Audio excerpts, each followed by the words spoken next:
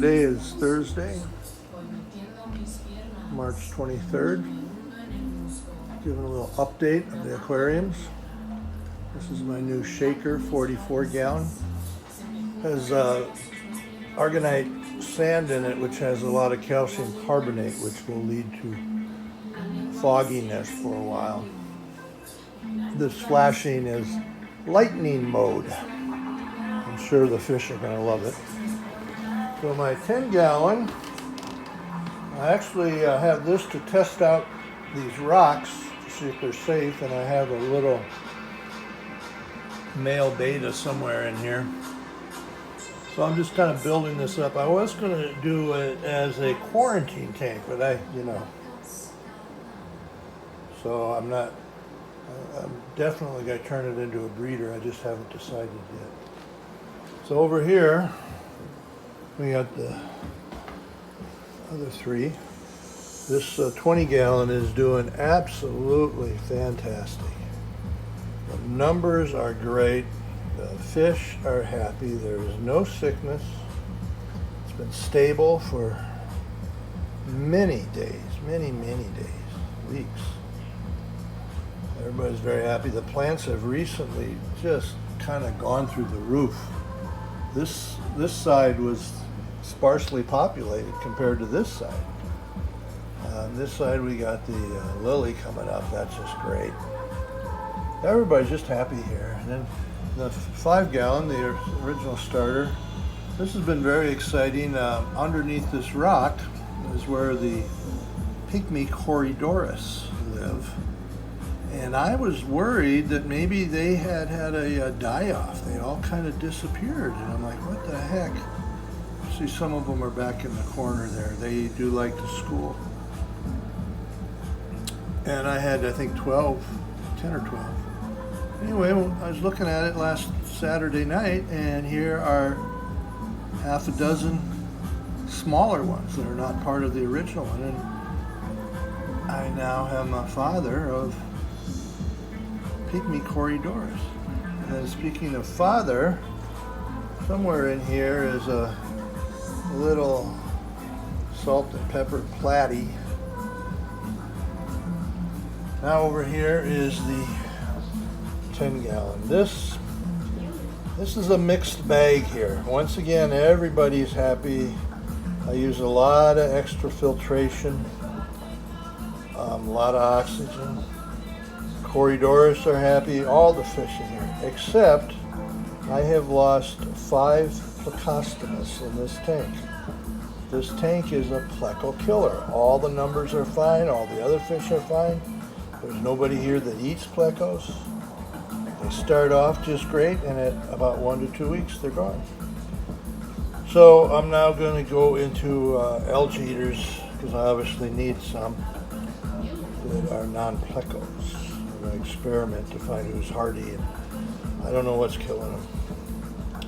So this is part of the petrified wood issue. I had bought some petrified wood from a lady in Indonesia.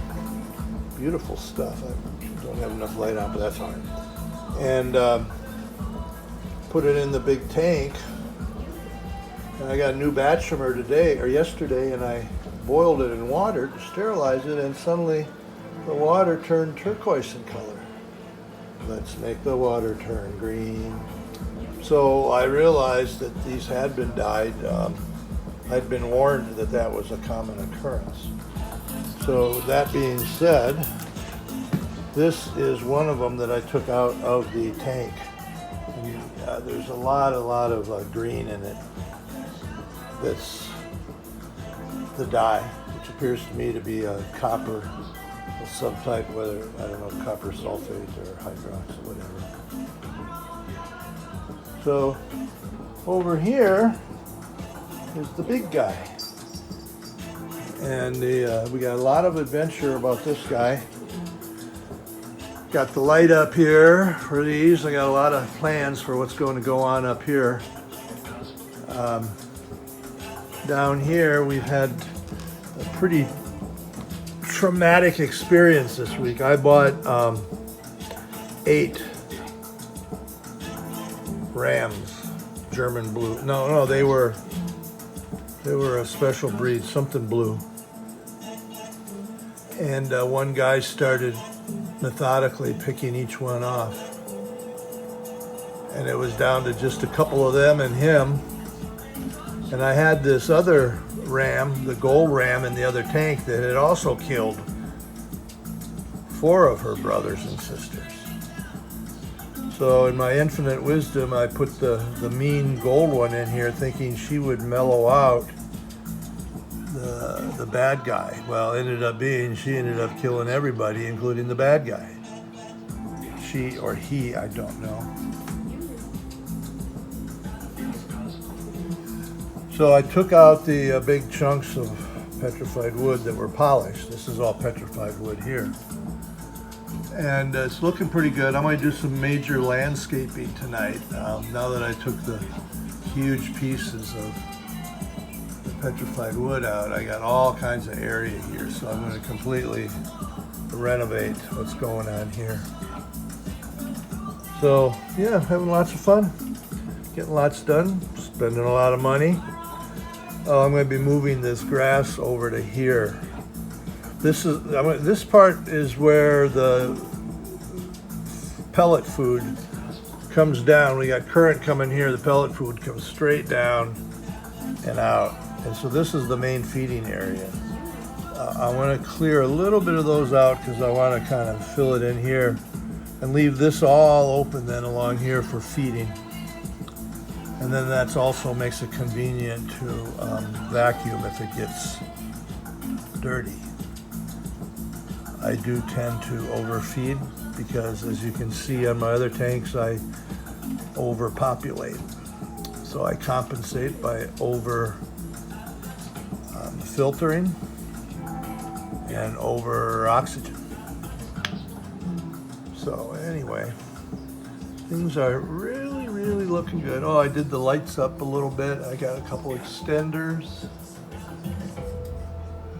So between these and this guy, I'm really hoping to get some incredible stuff up here.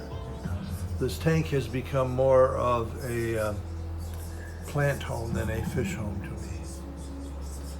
This has turned out really good. These guys from Pothocary. I got a bunch of these. Let me get up here. So here they are on the side of the tank. They hang in the edge and then keeps the plant stable.